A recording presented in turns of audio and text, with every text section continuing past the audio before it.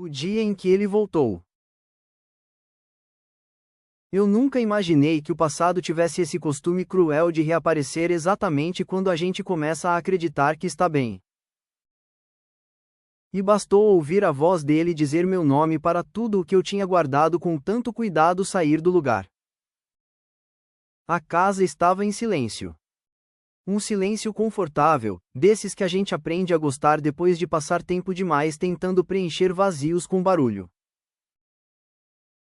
A luz era baixa, o sofá ainda quente do meu corpo, e um copo de vinho descansava esquecido sobre a mesa.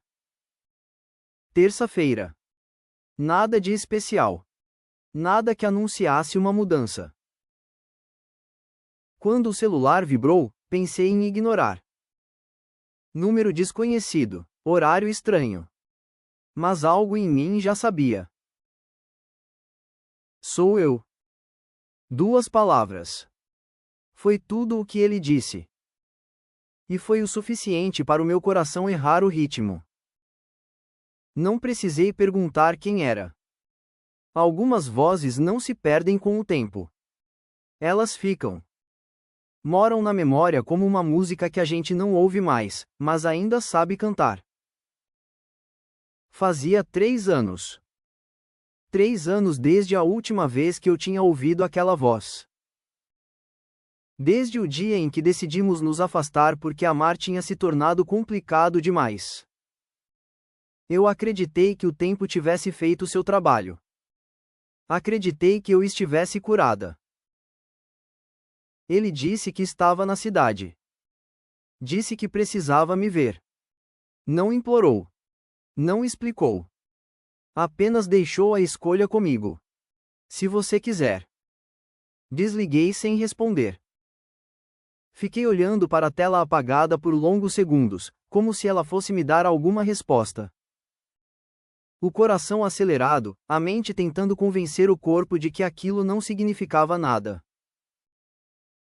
Mas significava. Sempre significou.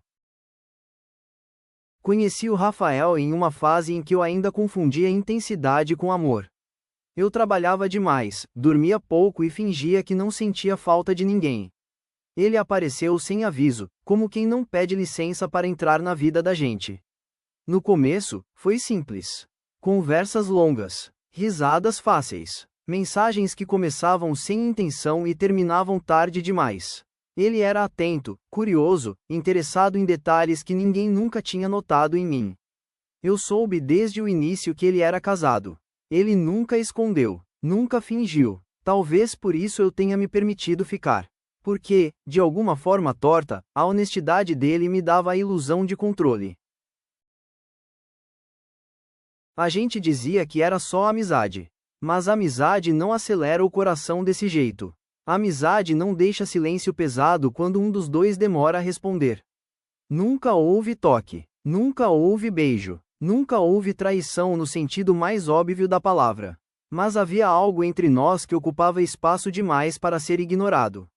Algo que crescia nos detalhes, no jeito como ele me olhava quando achava que eu não estava vendo, na forma como sabia quando eu estava triste mesmo dizendo que estava tudo bem. Eu tentei me afastar, mais de uma vez, sempre com o mesmo discurso ensaiado de que aquilo não era certo, de que alguém sairia machucado. Ele ouvia, respeitava, e depois voltava. Você é o único lugar onde eu consigo respirar, ele dizia. E eu, que sempre fui forte demais para admitir fraquezas, me vi presa em uma situação que não tinha nome, mas tinha peso. O dia em que decidi ir embora não foi dramático. Não houve gritos, nem lágrimas.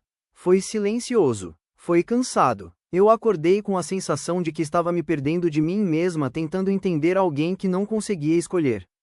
Liguei para ele e disse que não dava mais. Que eu precisava de espaço. Que eu merecia uma história inteira, não pedaços. Ele ficou em silêncio do outro lado da linha. Um silêncio longo, pesado. Eu entendo, ele disse por fim. E aquela frase doeu mais do que qualquer tentativa de me impedir. Depois disso, reconstruí minha vida com a paciência de quem aprende a andar de novo. Apaguei conversas, evitei lugares, ocupei o tempo. Conheci outras pessoas. Algumas boas, outras nem tanto. Nenhuma ficou. E não era porque faltava opção. Era porque faltava algo que eu não sabia explicar. Algo que eu fingia não procurar, mas que sempre percebia quando não encontrava. Até aquela noite. Depois de desligar o telefone, fiquei sentada no sofá por longos minutos. Pensei em ignorar. Pensei em fingir que nada tinha acontecido. Pensei em proteger a vida que eu tinha conseguido organizar com tanto esforço. Mas havia perguntas que só ele podia responder. E feridas que só doíam porque nunca tinham sido tocadas. Troquei de roupa sem pensar muito. Não queria parecer que tinha me preparado demais. Nem indiferente demais. Queria apenas parecer, eu. Nos encontramos em um café pequeno, quase vazio. Luz amarelada. Mesas de madeira. Um lugar neutro, como se nenhum de nós tivesse direito a memórias ali. Quando entrei, vi ele antes que ele me visse. O tempo tinha passado, mas não o suficiente para apagar aquele jeito de quem carrega coisas demais por dentro. Ele parecia mais cansado, mais sério, mais real. Quando nossos olhos se encontraram, o mundo pareceu diminuir de tamanho. Você está linda, ele disse. Não foi cantada, foi constatação. Eu sorri por educação, não por vaidade, porque, se eu não sorrisse, talvez chorasse. Conversamos sobre coisas pequenas, trabalho, rotina, o tipo de conversa que a gente usa para ganhar tempo quando o assunto verdadeiro assusta. Mas havia algo suspenso no ar, esperando coragem. Foi ele quem falou primeiro. Eu me separei. A palavra ficou ali, entre nós. Pesada, frágil. Há 1 ano, ele continuou. Demorei para te procurar porque precisava entender se eu te queria por saudade, ou por amor. Eu senti o chão mudar de lugar. Passei anos imaginando esse momento. Achei que, se ele voltasse livre, eu estaria pronta. Mas não estava preparada para o que vinha depois. E o que você entendeu? Perguntei. Ele demorou, olhou para as mãos, depois para mim, que eu te perdi porque tive medo. E que ainda penso em você todos os dias. Ali estava, o clímax que eu sempre temi. O ponto exato onde tudo poderia recomeçar, ou terminar de vez. Passei anos ensaiando essa conversa na minha cabeça. Sempre achei que saberia o que dizer. Mas, quando chegou a hora, tudo o que eu sentia se misturou.